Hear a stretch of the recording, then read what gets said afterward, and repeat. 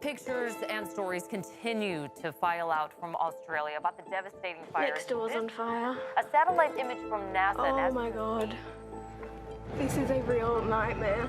I can't believe this is real. Rising death toll and massive evacuation in Indonesia. Our rainforests are disappearing at an extraordinary rate. Where nearly 12 million people are coping with 1 million plant and animal species are on the brink of extinction. Worst plague of locusts. By 2050, there will be more plastic in the oceans than It fish. could be the worst the area has seen. Climate change and our treatment of the natural world are colliding and exacerbating each other to create a perfect storm. Largest in state history, more than 12,000 firefighters. This cannot go on. You know it, I know it, and we know what we need to do. We must take urgent action, starting with climate and our planet. Spiking above 100 degrees Fahrenheit. Hi, everybody. Thanks for joining us. I think that video really set the stage well for our next conversation. My name is Deborah Charles. I'm the managing editor here at Devex, and I'm really honored to be here with Christiana Figueres and Hindou Oumarou Ibrahim.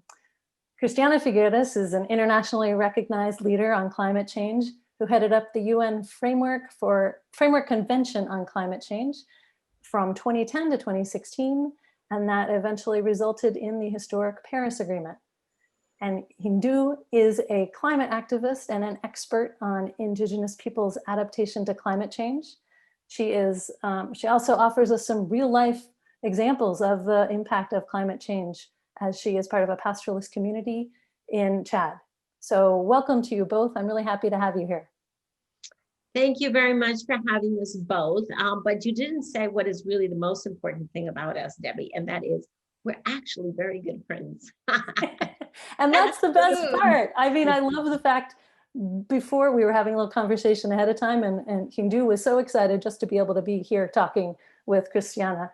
I just wish we were all in the same room together or on a beachfront talking in this conversation. But I would like to set the stage a little bit more with a little video before I ask the first question. So if I could just ask the producers to just show this little video really quickly.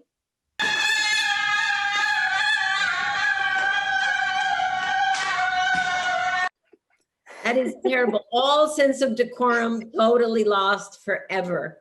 But I think that's, I mean, doesn't that speak volumes, right? Now that, to set the stage, for those who may not know what that is, that was Christiana's reaction when she heard that Joe Biden had been finally, officially, days after the election, named as president-elect of the United States. So Christiana, obviously we know how you feel about that election. I guess so. But could you tell us, what does the election of Joe Biden mean for the efforts to save the environment? And maybe also tell us how much ground has been lost by the US having pulled out of the climate agreement? Yeah, ground has been lost for the United States, I would say, more than for other countries, because you will remember that the United States is the only one that that pulled out of the Paris Agreement. Having said that, the fact is that because most of the larger states on both the East and the West Coast and 300 large cities and thousands of corporations in the United States understand that decarbonization is good for their bottom line or for the health of their citizens. The fact is that the United States, even despite the White House over the past 4 years, has continued to decarbonize, and in fact could even come very, very close to the decarbonization targets that they set in 2015 in Paris, despite the fact that the White House did not contribute, and quite to the contrary.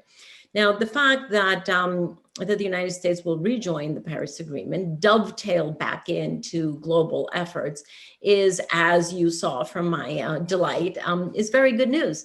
It's very good news first for the United States, I would say, because it will be, the new administration will roll back all the rollbacks that were done by the Trump administration, and therefore institute both carrots and sticks, I should say, for accelerating the decarbonization of the United States economy, which will make it more competitive in the international arena. But it's also very good for the rest of the countries. The fact is that many of the large economies came out to say that they will continue decarbonizing and setting net zero targets by 2050, or in the case of China, before 2060, even without knowing the election of the United States. But now, knowing that the US government will return to climate responsibility, there will be other governments that will be enticed to collaborate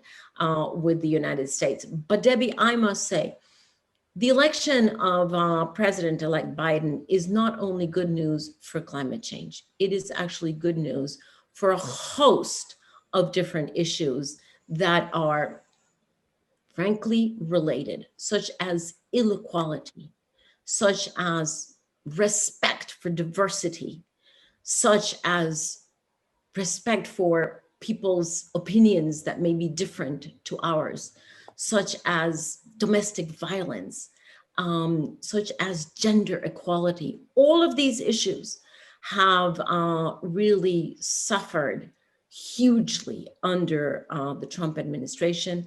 And so my delight that you've all, sadly, all witnessed, I thought I was in the privacy of my own home there. All of these issues will have to be built back. And so it's not just about climate, it's about respect, it's about decency, it's about moving away from fear and intimidation into collaboration and solidarity. That will take time. That will take time and will require a huge amount of effort inside the United States, and it will require understanding on the part of other nations. And just specifically on the naming of John Kerry as the climate czar, who you know well, you've worked with before.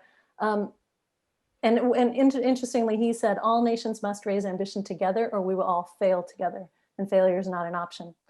So was that a really important thing to do, to have named Kerry to this position? Or I guess, what do you see as sort of, what can he do most to impact things right now? Well, I think it's interesting that that President-elect Biden chose John Kerry, who has, on the one hand, first been incredibly, he's one of the most knowledgeable people in the United States on climate change. And throughout his career, he first dedicated a lot of time to domestic efforts. And then from the State Department, he dedicated his time on climate change to international issues. So he swims well, if you will, both in the domestic pond as well as in the international pond, which is important because both will have to be radically and dramatically improved. Both what needs to be done inside the United States with domestic policies and measures, as well as repair the damage of the relations that have occurred over the past 4 years internationally. And as we all know, he is not only very knowledgeable in his head, but he's passionate about this. He's incredibly eloquent on climate change because he is passionate. This for him is not just an intellectual exercise. This is not an academic treatise. This is his passion. And many of us remember when he went to the United Nations in April of 2016 to sign the Paris Agreement on behalf of the United States, and he put his granddaughter on his knees as he was signing the Paris Agreement. That already tells you, a picture is worth more than a million words. Now we know why he is so passionate, because he understands that this is all about future generations and the most vulnerable populations. And Hindou, that leads perfectly to my question for you. I mean, what do you think, especially from how will this impact people? Like, how might you see some benefit from this? Or do you see that you would see a benefit from it? I think Christiana summarized it in a very well way. Just when I saw her video that celebrating, I remember one thing. I remember when we get the Paris Agreement, because we celebrated together, and we celebrated in a different way because we cried. Imagine it was at least at 4 a.m. And then we all come out, Christiana, other women, and us, we just cried and just went from one hand to another one. And when I saw this video in Twitter, I'm like, yes, it's normal, because this is another time after 5 years, and we have all those negative mind, and we got a new way of surviving the Paris Agreement. So for me, it's really logic.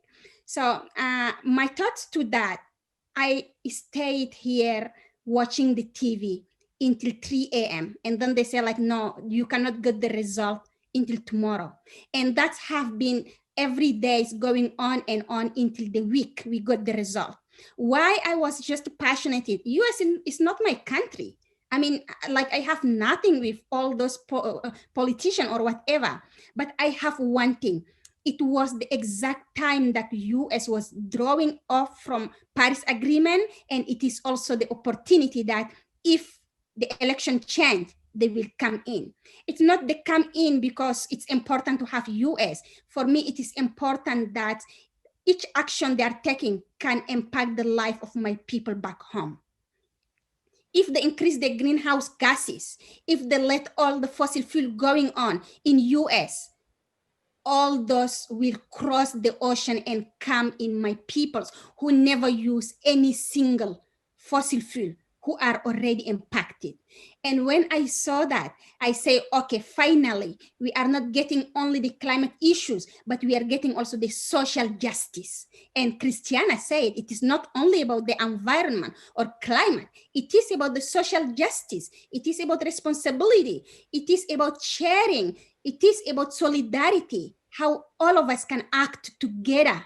And that's give a lot of hope for people like me. And it's give me hope because in my community where we are looking for the solutions, we are also looking for the political solution, where the leadership can take a radical decision in their daily life that can impact maybe negatively the economy, but it will reboost it for the future. We cannot continue in this system, and we need the change. And to come back to the last question also, I like how Christiana said it in the special environment climate change, or I don't know how he called John Kerry exactly. We were there also with Christiana during the Paris Agreement signatures. You know, I tell you that, I don't know if I'm allowed or not, but I'm not from political things. I'm not politicians, I have to say, through what I think. I was in the green room in the back, waiting to come in the stage and deliver the civil society speech during the signatures. The little daughter, our grandchild of John Kerry, she had how to say, and a small animals that she's playing with. It is a monkey. And then she just like ran from the lady that holding her. She come to me in the green room in the back. And then I holded her. And then the lady who was with her, she just like sit next. I don't know who she is, if she's babysitting, if she's the mom or whatever. And then I start just like talking with her. Do you know what is the name? And then she give me the name. I'm like, oh, this is a nice little monkey. And later I saw her sitting in his leg during he was signing. So it is really like a lesson for all of us. We cannot just neglect all the climate in our environment damaging. We need to think about the future. We need to think about all the children. And he's the right person. He's passionate about ocean. He's passionate about peoples, about land, about most vulnerable. So that's all what we need. We need to combine all the social, the racial, the gender, and the environmental issues to better transform our world. Thank you. That what a great little story about John Kerry's granddaughter. I saw a picture of her, and that is sort of an iconic photo of that moment. Moving on to a different topic of COVID-19, which I think has just, taken over everything and changed so much in terms of where we were going to be at this point this year in climate. I guess, Christiana, looking at the global response to COVID-19 and collaboration around vaccine development, how can we transfer the same sense of urgency and the same level of global action to climate change? Well, it's a very good question, Debbie, and I'm not sure that there's an easy answer. There's some things that are more easily translatable. I think the paying attention to science is definitely front and center lesson. Those countries that have been paying attention to the health professionals and to medical science have done better than those countries that have not. And that should be a lesson for climate change as well. If we follow science, we will do better on climate change than if we follow fake news. So that, I think, is a very important lesson. The other lesson that I think is yet to be harvested, hasn't come yet, is a sense of solidarity and of collaboration in the following way. For the first, let's call it 12 months, but at least 9 months of COVID, we've all been reacting in a very isolationist way, everybody going home, locking ourselves into our four walls, et cetera, which would have a psychological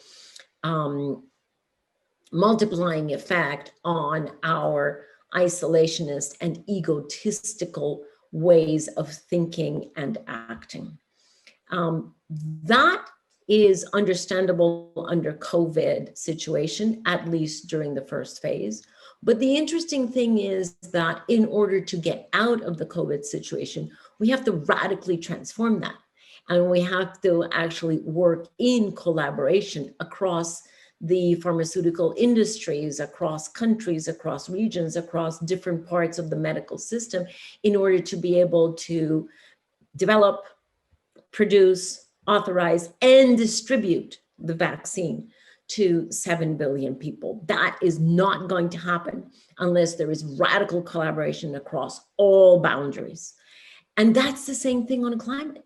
We won't be able to address climate change unless we have radical collaboration across all boundaries. But you see, on COVID, we're only just barely getting to that chapter, which is the chapter of getting out of the isolation.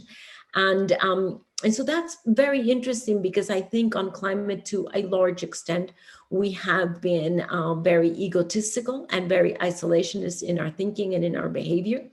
And we have to change that, right? We have to change that mindset in order to be able to address climate change, especially in a timely fashion. So I'm hoping that that major lesson from the second phase of COVID is going to be one that we can then move over to climate. What is, I think, very difficultly translatable, very difficult, is the sense of urgency. Because one thing is acute, the COVID crisis was acute or continues to be acute in many areas, whereas climate change is acute in some areas, but chronic in all areas. And that's different. That requires, or that sparks a different reaction in our puny little human brains. And so that sense of urgency is one that, honestly, I think is still going to be very difficult. All of us are, acting as responsible messengers and echoes of the scientific message that it is this decade, the decisive decade, by which time we have to cut emissions by 1/2 with respect to what we have now, in order to have the minimal chance of addressing climate change and avoiding the worst impacts. But still, when we say to people, well, it's during this decade, the immediate reaction is, oh, okay, fine, then I still have time. If I still have, 10 years minus 10 months, then I still have time here. And that is actually not the case. We actually, in order to be at 1/2 by 2030, we have to start right now. Hindou, I know that you've pushed really hard to get, to say it's not just what the scientists say. Listen to people, listen to Indigenous people who understand the situation and know the urgency. what sort of action are you asking people to take in order to get more of a sense of urgency? And do you feel like people are listening? Yeah, this is the most difficult part. If people listen, maybe we cannot sit here and talk about it again because they are not listening. You know, scientists start maybe just saying that there is climate impact before I get born. And then now I am here in the tables and fighting, saying that, hey, we have evidence that climate change is a reality in my peoples. It's already killing many peoples, killing men, women, children, because they do not access to the water. They do not access to the resources that's shrinking, because there is food insecurity that growing up, because there is extreme weather events from the flood to the drought that going on in my region and in many other indigenous people's land. So we continuously telling them and now showing them the evidence of it is beyond one frontiers, beyond one communities. It is for the entire world. And we also saw that from the video that the fire in Australia, even in Sweden, for us, like Sweden is an ice country. How the fire can be there, because fire cannot get with the ice at all. And then you see this year exactly, we are facing flood in all my Sahel regions. People's moving with the canoe in the cities, and that impact directly our food security, because if the crops dry up or the crops flood, so the food insecurity is there. So that's the reality that people have to see. And this is also the way of urgency we are talking about. And when we come to the COVID, people are acting very quickly because it's touching them on directly. But they forget that climate also is touching people directly. So that's why it is very important to take the lesson learned from COVID, how we are reacting, how we are acting, how we are wearing masks, how they put all this publicity around the TVs, around the radio, how they put all the gel available for all the peoples. They must use this and put it for the peoples impacted by the climate change. They must use it for my peoples and many other indigenous communities.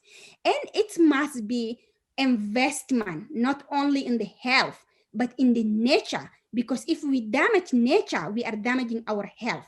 Maybe with the COVID, there are a lot of scientists working in the different vaccine. Maybe those vaccine, you know, just if I can give you the example, when I saw in the TV that, oh, finally we got a vaccine in the US, but it's going to stay in -80. I'm like, okay, thank you. Don't talk at all about it to me, because it's making me much hungry that just to like celebrating we get a vaccine. Because in my region, where we have already 50 degrees Celsius, how you think that you are going to save the vaccine and giving it to the peoples? It is not fair. So we need to innovate. We need to see the accessibility for all. So maybe they will work on it. There will be a vaccine who can go over 50 degrees for the peoples, but there will be no vaccine for climate change. So that's why we need to change our behavior and act on it. That is, you say that so well, and it's so true. There is no vaccine for climate change. Okay, we're running out of time, but can I ask each of you in just 30 seconds each, can you give one thing that a person can do right now to make some sort of impact towards improving the climate? Christiana. Stop eating red meat. That's a good one. And it's I will do that. Under our control, totally under control. Yeah. Hindou? Christiana, I comment on this one. In my community, we are producing a negative carbon emission meat because our pastoralist issues, it's fertile the land. So stop eating red meat that is just damaging our land, but continues to use the one who sustain our land. So my one message will be, stop using fossil fuel. Damn. Very good. Thank you so much. I feel like I could sit on at our beach chat for a lot longer, and I'm sorry that we have to cut it short now, but thank you both. I think you both have really valuable insights, and let's see what happens in this coming year.